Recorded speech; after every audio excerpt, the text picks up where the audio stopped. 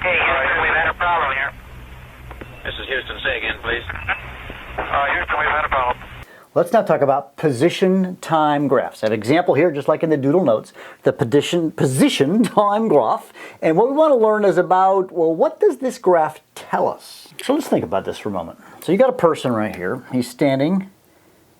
Now, actually, let's back up. Notice that this is going to the east. So this is describing a person, right? And he or she is walking to the east, right? So going from the west to the east. So position is east. So this is a scalar, right? And if he is at position 0 for the first 5 seconds, he's standing still. He's not moving. And then he starts to move, and there's a curve here. So actually what happens here, let's make a note here. He is stopped here. Write that down, stopped.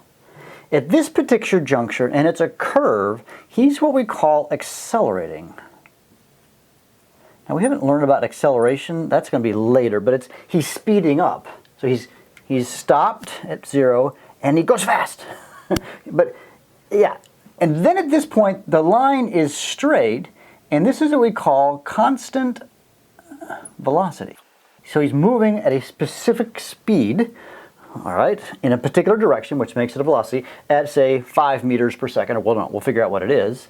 And then he reaches this point, and from here to here, he is slowing down. That's better known as deceleration.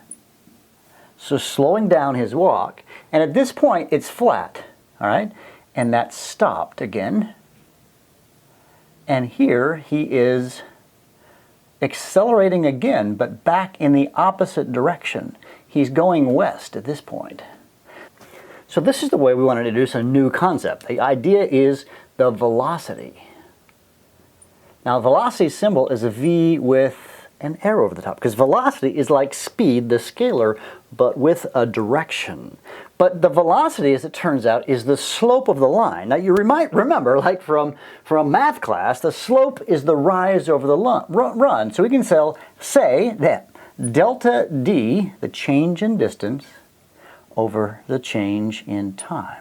And these are scalars too, or vectors, pardon me, as well. And so what we can do is, what's the slope from here to here, right? Well, if you recall, slope is rise over run. So from the distance, or the distance he's traveled, is from 0 to 0. So at t equals 5 seconds, which is actually from 0 to 5 seconds, he has traveled, so the change in distance is 0 divided by 5 seconds, which is 0.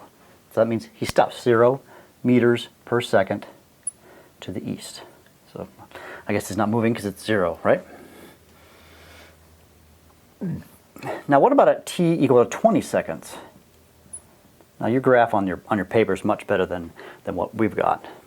So let's figure what his position is at different times. So at t equals to 5 seconds, 0 distance. At t equals to 10 seconds, he's traveled 20 meters. At t equal to 15 or 20, it looks like it's right about a 100. And at t equal to 25, it's probably in the neighborhood of 90. But that doesn't tell us everything, because something interesting is really important about this graph is to understand the slope. Now, you guys remember slope from math class? Slope is the rise over the run. And our rise is position. Our run is time. So if I were to take from t equals to 0 to t equals to 5 seconds, so this is the bottom of that page, what we could say is the rise is 0 minus 0 over 5 minus 0, which is 0 over 5, which is 0. Now if you think about it, the distance, the position, by the way, that's in meters, right? That's 0 meters per second. Now you might say, oh wait, meters per second, I've seen that. That has to do with speed. All right, but we've actually got a direction in it. But it's, you really can't say it's 0, right?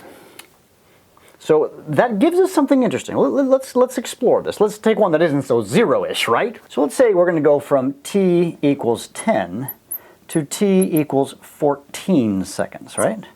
All right, so rise over the 1. So 10 to 14. So from here to here.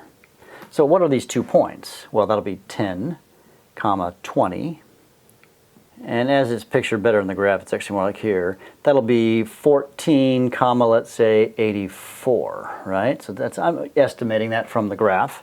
All right, so I'm going to say this is 10 and this is 20 and 84. So I can take the rise over the run, so the distance would be 84 minus 20 divided by 14 minus 10.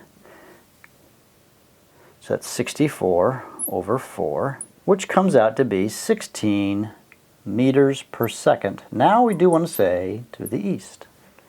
So between these two times, the individual was traveling at 16 meters per second. Let's do the last one and we'll understand how this all works. What about from t equals 20 to t equals to 25?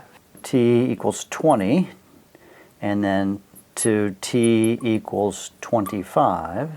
This is 100 and this one is 90, let's say 90. Now here's the one that's a little tricky right here. You're going to have 90 minus 100 over 25 minus 20, which equals negative 10 over 5, which is negative 2 meters per second to the east. Wait a second, negative? The rise over the run. But notice the slope is, if we will, negative. So it's telling us that they're going in the opposite direction, because what's actually happening, as we said earlier, they're moving to the west.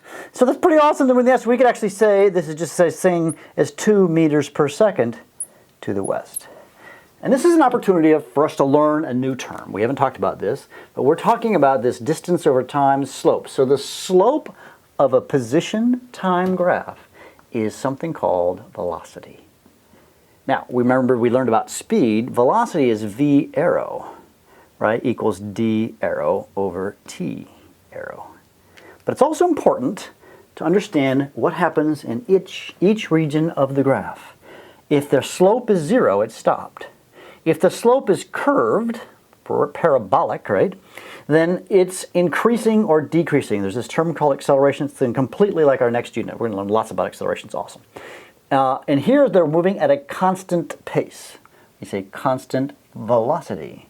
And here, of course, there's the deceleration, stopped again, slope is 0. So slope tells you their speed. The tricky thing about what's the what's the velocity between here and here is it changes, right? The slope is here, and this is the slope. It's like it's parallel to the asymptote, I think is what it's called, the mathematical term, that gives you the instantaneous slope at that point, and we won't worry too much about that. But so we've got a new term here, which is velocity, and velocity is the slope of the line. And we can look at a graph like this, and we can figure out what's happening.